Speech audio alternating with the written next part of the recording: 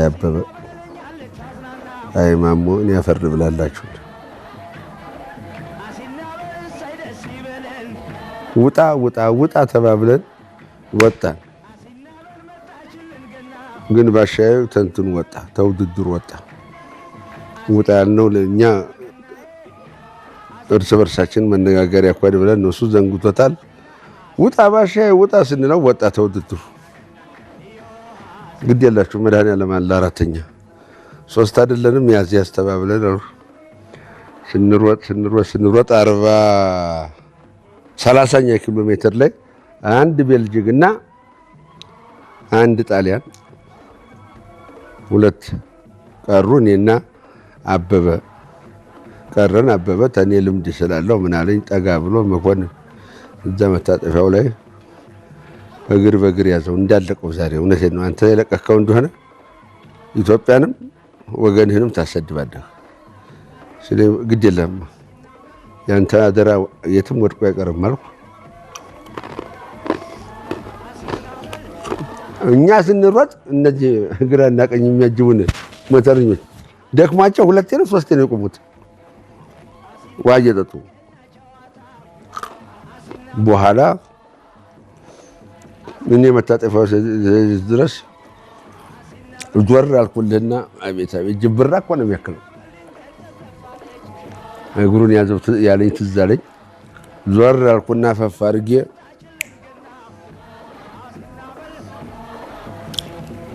ቀና ብዬ ባይ አበበ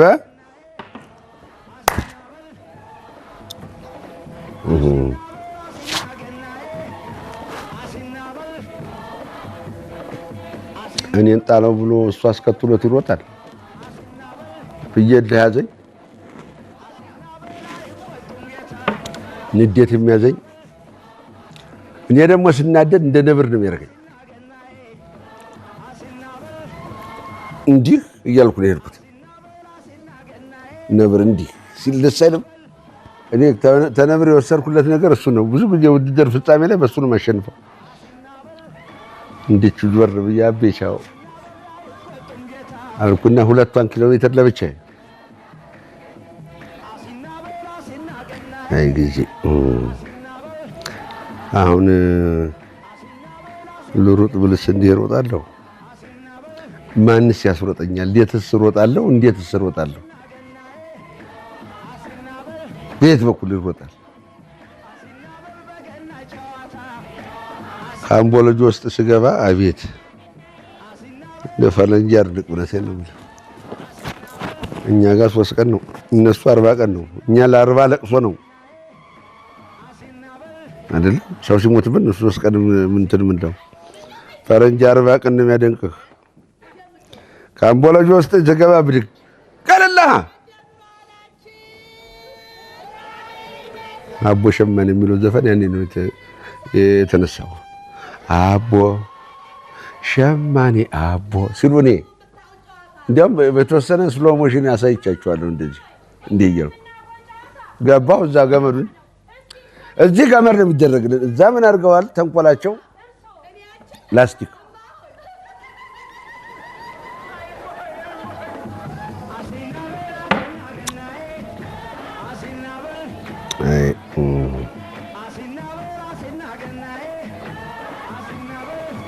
እንዲህ ብዬ አቦ ፈረንጅም አቦ ሸማኔ ይላል። እናንተ ልሙትልህ እንዴ ብዬ ስገባ አልኩ አቦ ሸማኔ አቦ ጭብጨቦ ፍጥነቴ ደግሞ በዛ ላይ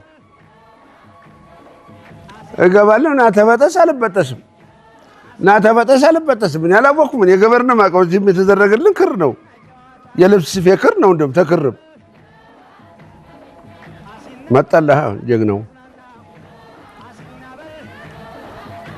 ግን ያው አንድ ሀገር ነን። የእሱ ድል የኔ ድል ነው። ምንም አይደንቀው። መጥቶሽ ውልቅ ብሎልህ ጥልቅ አለና አንደኛ ወርቅ አበበ ወሰደ። ትንሽ የተቀየምኩት ምንድነው እኔን በዛ ዙረ ግባ እንኳን ለማለቱ። ሁለተኛ ያ ፈረንሳይ ተ3 ሰዓት በኋላ መጣ። ሰዎች ናቸው የነገሩን።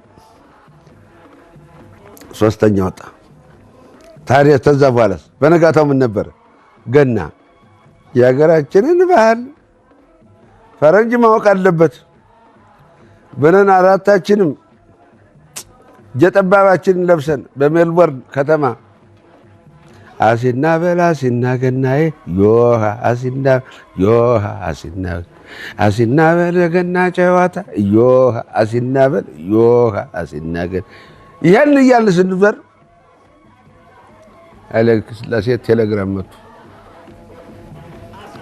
የሀገራችንን ባህልና የገና በዓል አከባበርን ለማሳየት በሜልቦርን ያደረጋችሁትን ድል ሰምተናል። ይሄ ደግሞ ለሀገራችሁ ያለንን ፍቅርና ክብር ምን ያህል እንደሆነ የሚገልጥ በመሆኑ የቀዳማዊ አጤ ኃይለ ሥላሴ ንጉሠ ነገሥት መንግስት ደስታውን እጥፍ ድርብ ሆኗል። ለዚህም ምስጋና የምናቀርብ ይሆናል። ከድል በኋላ ስትመለሱ ከኛ የሚጠበቅብንን ነገር እናደርግላችኋለን። ሁለት ገና አትልም?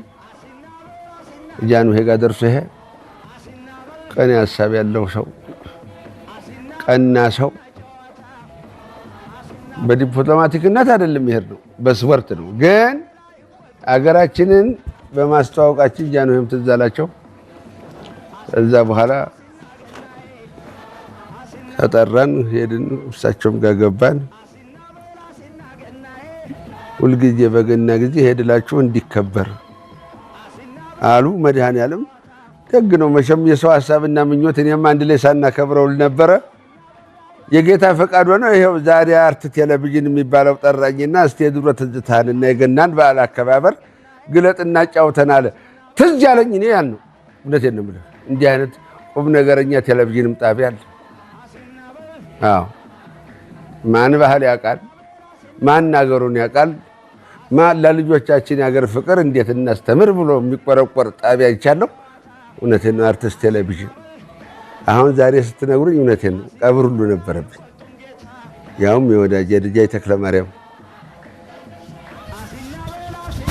ቀብር ነበር። እሳቸውን ሁሉ ጥዬ ነው የመጣሁት።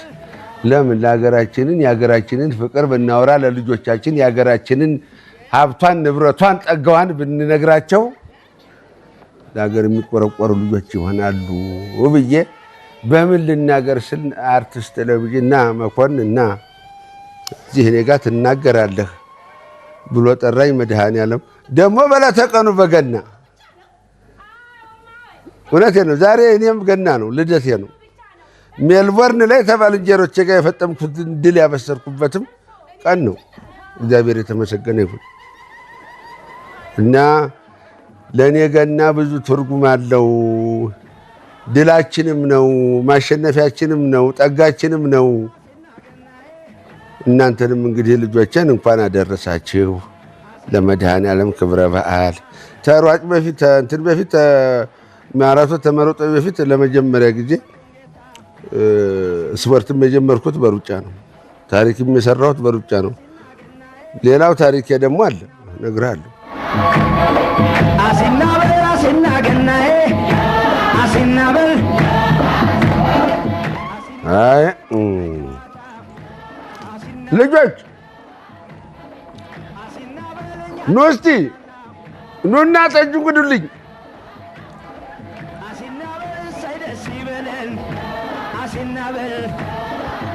እንካንተ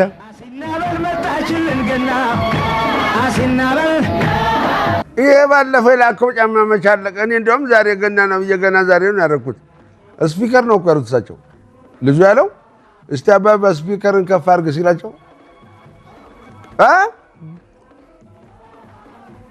ስፒከር ስኒከሩ ይሄ ጫማው አይ ምን እንደበቻረኩት ገና ዛሬ ደግሞ እሱ በክረምት ነው የሚደረገው አላልክም? እንደዛ ጊዜ ትልኩልኛላችሁ። ችግር የለም። አሁን ደህና ነው። እንዲያኔ ሄጄበትም ማለት የት እሄዳለሁ?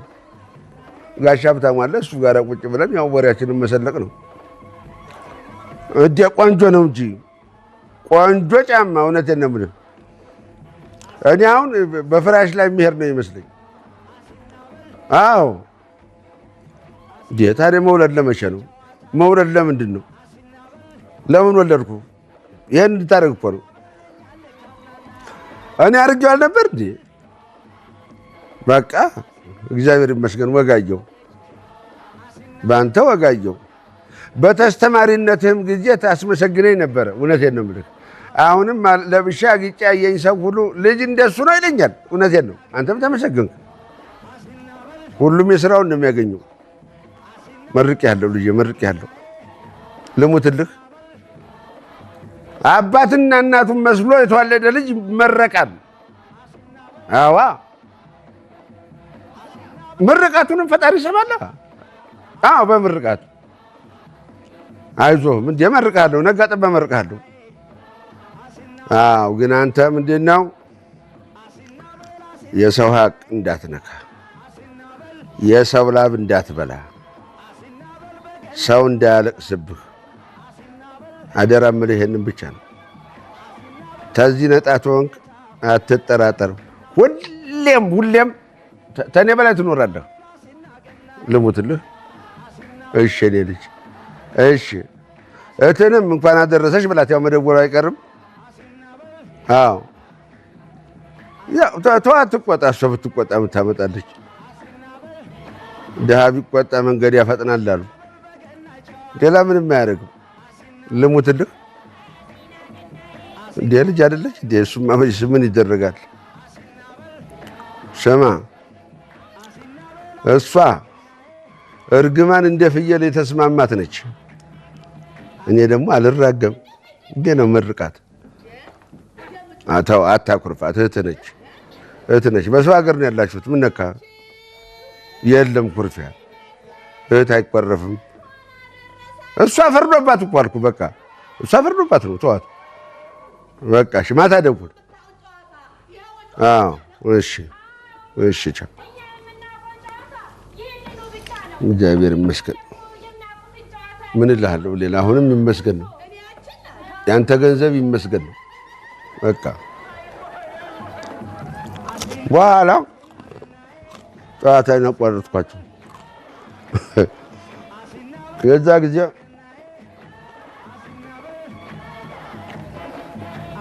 አሁን ብዙ ሰው እኔ ሩጫ የጀመርኩት በማራቶን ነው ይመስል በጭራሽ። ሲጀምር ኢትዮጵያ አጭር ርቀት ላይ ሰው የላቸውም ብለው ይሄ ማነው ካፍ ነው ካፍ አሉት የሩጫው ድርጅት አትሌት የሚለው ኢትዮጵያን ሲያማ ይሰማሉ ሰዎች። ይህን ደግሞ ጃንሆይ ሰምተዋል። አንድ ቀን ጃልሜዳ ትሬኒንግ በምናደርግ ሰዓት መጡና እናንተ ልጆች እናንተ እያላችሁ ነው ኢትዮጵያ የማትወዳደረው፣ ኢትዮጵያ አጭር ርቀት ሯጭ የላትም የሚባለው። እዚህ ውስጥ አሁን አማርጣችሁ መሮጥ የምትችሉ የላችሁም ሲሉ ጊዜ እዛ ጊዜ ጎበዝ ነኝ፣ ለግላጋ ነኝ፣ ያምራለሁ፣ ሰውነቴም የሞላ ነው፣ የሰጠ ነው። ቢሄድም ብሮጥም ብቆምም ያምርብኛል። ፊታቸው ቀጨልኩና ወታደራዊ ሰላምታ ሰጠሁና ጌታዬ እኔ ብቁ ነኝ አልኳቸው። አምነሃለሁ ነው ያሉ። የእሳቸው በእኔ ላይ እምነት ማደር ምን አመጣ? ትኩረቴን በሙሉ ስፖርት ላይ እንዳደረግ አደረገ። በኋላ በመቶ ሜትር ውድድር ላይ ኢትዮጵያም ሰው አላት ተባለ። እንዲህ ተደረደርን። ሄልሲንኪ የምትባል ከተማ ነው የሮጥነው። መቼም ብርዱን አልነግራችሁም ለእናንተ። ብርድ ባይኔ አይቻለሁ። እንዲህ ባይኔ ብርዱም አይቶኛል፣ እኔም አይቼዋለሁ። እንዲህ ሽምቅቅ አድርጎኛል። ግን አደራል የሀገር አደራል። ገባንና በቁንጣችን ቆምን። ላጠርጎ ብቻ ቡዋ አሲል እኔ ገብቻለሁ። እነዚህ ነው ሙላ። ለምን አሞቴን ኮምጨጭ አድርጌ ነው የሮጥኩት። ብቻዬን አልሮጥኩም፣ ፈጣሪን አስከትዬ ነው የሮጥኩት። ሲተኮስ ገባሁ ነው። እንዲያውም ቀሪዎቹም ዞሬ ነው ያየኋቸው እስኪገቡ ድረስ። ከዛ ዛሬ እኔ ታሪክ እኔ ዝና ይወራል ዓለም ላይ ስል እነዛ መቼም ነጮች አይደሉም። የኔ ውጤት ሲመጣ ዲስኳሊፋይ። እንዴት የሰው ልጅ እንደዚህ አይበርም? ንፋስ ራሱ እንደዚህ አይሄድም። እንዴት አድርጎ በዚህ ፍጥነት? ሌላው አላየነውም። በዚህ ተናደው ተበሳጨው። ከዛ በኋላ ነው ወደ ማራቶን የገባሁት። ለምን? ቀስ በቀስ የሰው ልጅ ቀስ በቀስ ነው የሚሄደው።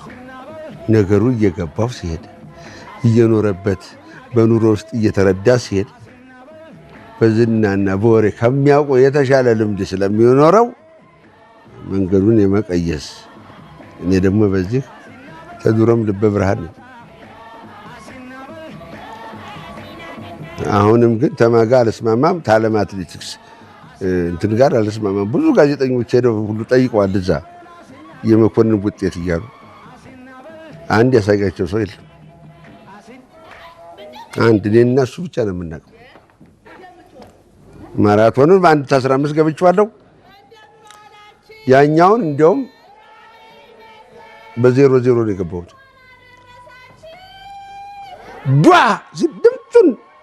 ድምፁ ሲሰማ እኔ ገብቻለሁ። እንዴት ይሉሃል? እንዴት እንደሆነ እኔ ምን አውቃለሁ? እኔን የሰራኝ ፈጣሪ። እንዴት በዚህ ሰዓት ገባ ብሎ መጠየቅ አምላክ ነው። እኔን አይደል? ገባችሁ?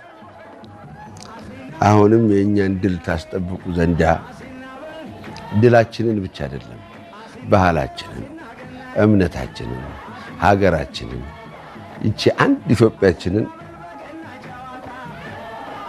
እንዴት አድርገን መጠበቅ አለብን? እንዴት አድርገን ማሳደግ አለብን? እንዴት አድርገን ፍቅር በዚች ሀገር ላይ ማሳደግ አለብን? ሰላምን ማግኘት እንችላለን የሚለውን የሁላችንም የኢትዮጵያውያን የሌት ተቀን ሀሳብ ነው ሊሆን የሚገባው። አገር ቢኖር ነው ገናን ያከበር ነው። አገር ከሌለ ምንም የለም።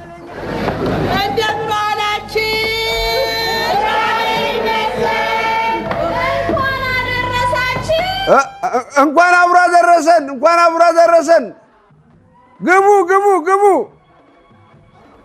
እሺ እሺ፣ ደርሳችሁ ነው ወይ? ታሪክ የኔ ጠያቂ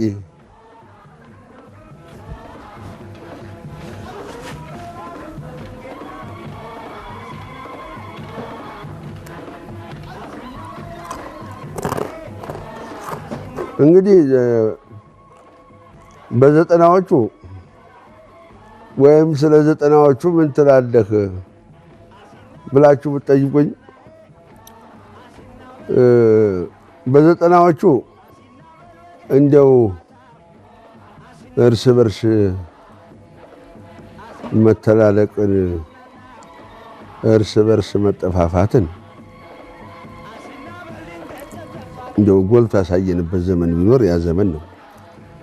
ዛሬ ወንድማማችነት፣ እህትማማችነት፣ ፍቅራችን ተልባችን፣ ሰላማችን ለሀገራችን ጠቃሚ መሆኑን የዘነጋንበት እውነቴን እምላችሁ የተስተማረ ቁጥር እጅግ የበረታበት ግን መደማመጥ የሌለበት ዘመን ሆኖ ነው ያለፈው። እኔ የማውቀው እንግዲህ እውነት እየተነጋገርን እንሂድ ተባባልን። ይሄ ነው። ይሄ ለምን ሆነ ስንል የኢትዮጵያ ሕዝብ ለተስተማረው ልጁ ያለው ክብርና ፍቅር እጅግ የላቀ ነው። በእውነት ግን የተስተማረው ላስተማረው ገበሬ አባቱ ያለው ፍቅር ምንድን ነው ብለን ስንል ጦስ ነው የሆነው። ባላቸው ዕውቀት ላይ ፍቅር፣ ሰላም፣ አንድነትን ሰብከውበት ሰርተውበት ቢኖሩ ኖሮ ሀገራችን ተተረጅነት ወጥታ እውነት ነው መረዳት እኮ ያሳፍር ነበር ፊት። አሁን መረዳት ምንም አይመስልም። ዓለም በሙሉ ረዳን፣ ሰጠን። ምንም የነፈገን የለም። እኛ ያን አብቃቅተን አልተጠቀምንበትም። ጭራሽ የረሀብተኛውን ወገናችንን ያልተማረውን ባለመማሩት ይመጣደቁበት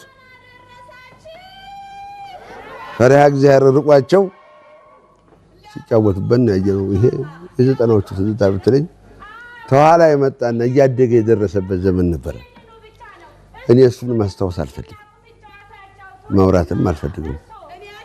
ግን ከዛ ይልቅ በዘጠናዎቹ እንደው እድሜው ተሰጠኝ ነው የምላችሁ። መድኃኔዓለም ሀገራችንን የት ሊያደርስልን የት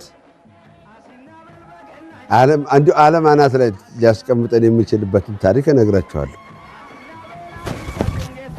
የድፍን ኢትዮጵያዊ አንድነት ከ90 ዓመት በፊት ዓለም ላይ አለ ብሎ የተነገሰውን የጣሊያን ጦር ይገባሃል፣ እንካቀመስ፣ ይኸውልህ፣ ያዝ እንግዲህ፣ በል እንግዲህ እያለ የሀገሩን ነፃነት ያስከበረበት አያት ቅድሚያት የነበሩ ልጆች መሆናችንን መዘንጋት እንደሌለብን ላስታውሳችሁ እወዳለሁ። ያ ሁሉ መስዋዕትነት የተከፈለ ለሀገር አንድነት ሲባል በኢትዮጵያዊነት ሲባል ነው። እኛ የዛ ልጆች ነን፣ የነዛ ልጆች ነን። ይህን ልናውቅ ይገባል። ምንጊዜም ኢትዮጵያ ብለው ነው የወጡት። እኔ ራሴ በዘጠናዎቹ 3 ሆነን የገጠምነውን ሰራዊት አስታውሳለሁ። 3 የጣሊያን ባታሊዮን ለ3 ገጥመን በአሸናፊነት ድል የተጎናጠፍንበትን ታሪክ አውቃለሁ። ይሄ የት ሆነ ያላችሁኝ እንደሆነ ጓሃጤዎን ላይ ነው። ጓሃጤዎን ላይ የአገር ዳር ድንበር ለማስጠበቅ 24 ሰዓት ሳንተኛ እንዲህ ብለን ነፍሱን ይማረው ፈንቴ ይባላል ባልንጀራዬ። እሱ ሲገልጥ እኔ እጨፍናለሁ፣ እኔ ስጨፍን እሱ ይገልጣል። እንዲህ እያልን 24 ሰዓት እንጠብቃለን። በኋላ የኛው ፊርማቶሪ መጣና ነፍሱን ይማረው እውነቱ ቦታ ነው ያለው ባሻለኛ ቤት 90 ባታሊዮን ጦር ታች እየመጣ ነው ወደዚህ ሲል ፈንቴም ነበረ ነፍሱን ይማረው። እስከ መቼ እየመጡ ይወጉናል? ለምን እኛ ሄደን አንወጋቸው? ሁለታችን አለኝ።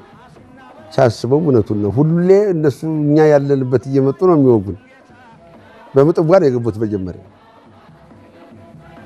በኋላ ሄደን አመሻሹ ላይ ደረስን። እዛ ቦታ ስንደርስ ተርቀን ድምጣቸውን ነው የሰማነው። ምን ይላሉ ጣሊያኖቹ?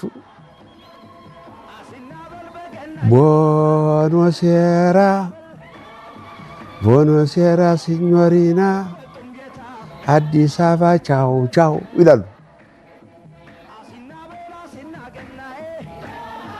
እንዴት ነው ይሄ ነገር እያልን እየቀረብን እኔ በስኔክ እንዲህ ስኔክ ነው የሚባለው ይሄ ወታደራዊ ቋንቋ ስኔክ ሄጄ እንዲህ ሳይ እኛ ሀገር ላይ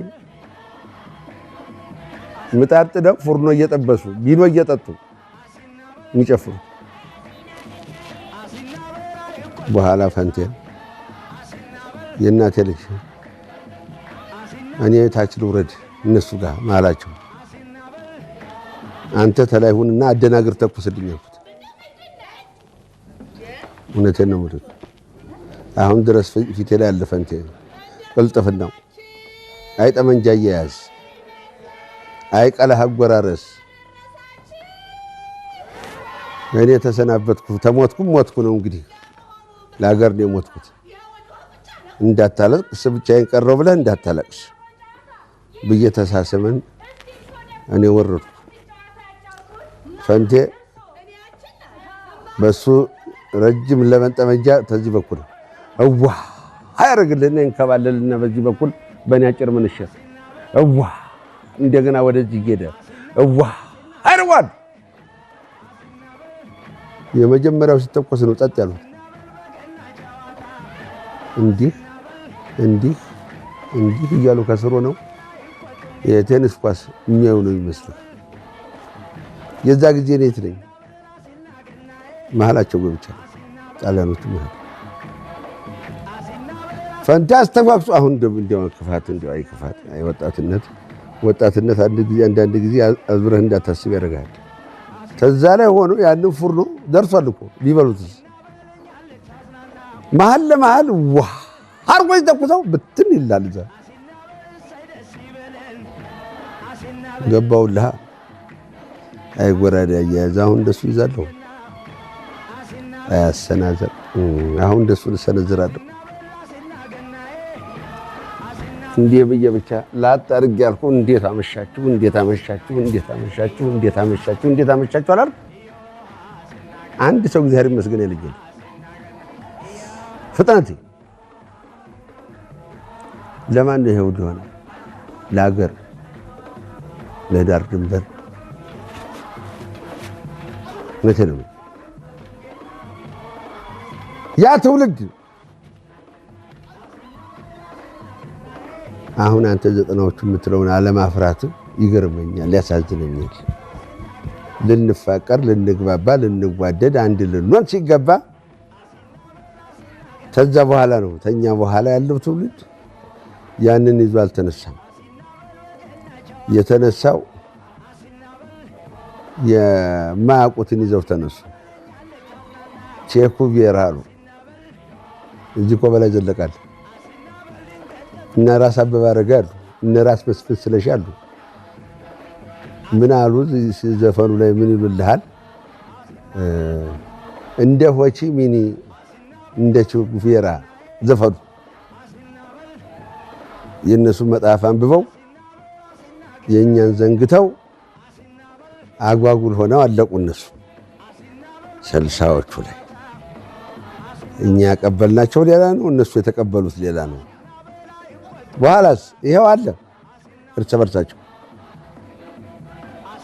ዘጠናዎቹን እኔ በመራርነቱ እንጂ የማስበው የማስታውሰው ምን ተፈጠረና በዘጠናዎቹ ብዬ ልንገርህ። እኔ ራሴ የለሁም በዘጠናዎቹ። እኔ ራሴ ያለሁት ከ1900 እስካሁን ድረስ ዘጠናዎቹን ዘልዬ ማለት ነው። ገባህ? እና ኢትዮጵያ የጀግኖች ሀገር ነች ስንል እንዲሁ ዝም ብለን አይደለም፣ በምክንያት ነው። አንበሳ ነበረ። ቃኛው ሻለቃ ታዘን ብንሄድ የሰራነውን ታሪክ ዓለም ይናገረዋል። ኮንጎን፣ ሩዋንዳ፣ ቡሩንዲ አያው ለምን ፍቅር፣ አንድነት፣ ሰላም ሲኖር መተሳሰብ ይመጣል።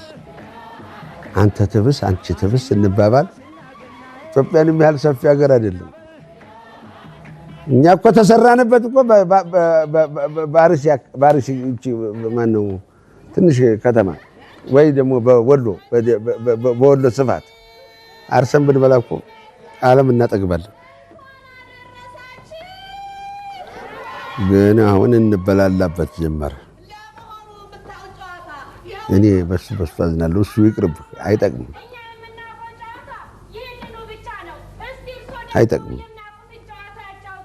የማይጠቅም ነገር ደግሞ አይጠቅምም። ናና ነገም ተነገ ወዲያም መዝገብ ይዘህና እኔ ታሪኬን አወራሃለሁ፣ ለአንተ ቃል እገባልሃለሁ። ታሪክ እየተጻፈ ይቃም፣ ለልጅ ልጅ ይቀመጥ። ማን ነኝ? ምንድን ነኝ? ከየት መጣሁ? እንዴት መጣሁ? ለምን መጣሁ? ልንሰራ ነው የመጣነው፣ ልናወራ አይደለም። ይሄ ነው ታሪክ።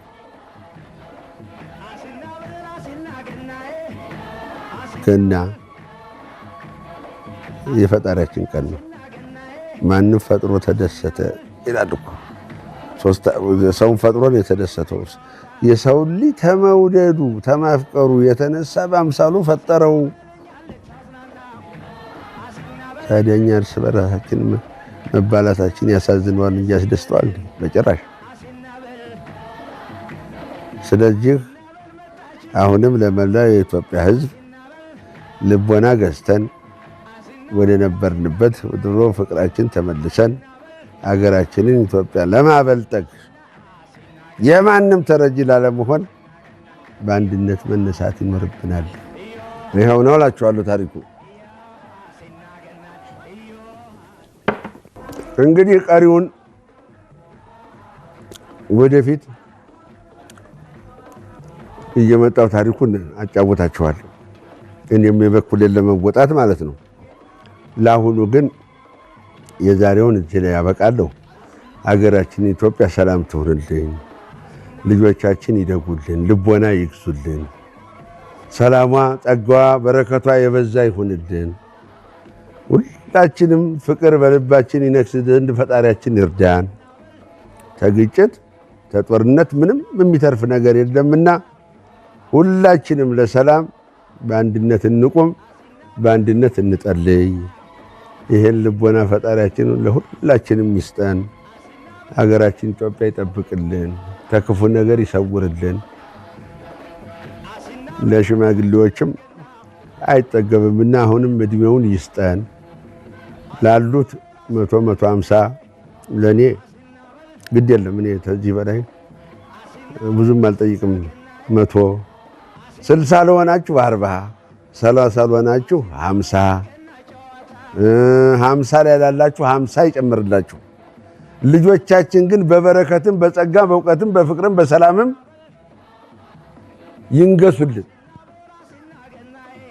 የኛ ታሪክ በእነሱ ላይ ነው ያለው። አገራችን ኢትዮጵያ ጸጋዋ በረከቷ ይብዛልን። በሉ ለዛሬው እዚህ ላይ በቃኛል። ማነው እዛ ቀብር የደጃች ተክለ ማርያም ቀብር አለብኝ። እዛ ድረስ ልበል። ክፉ ቢመጣ ደግ ቢመጣ በአገር ልጅ መተጋገዝ ይሄ ነው።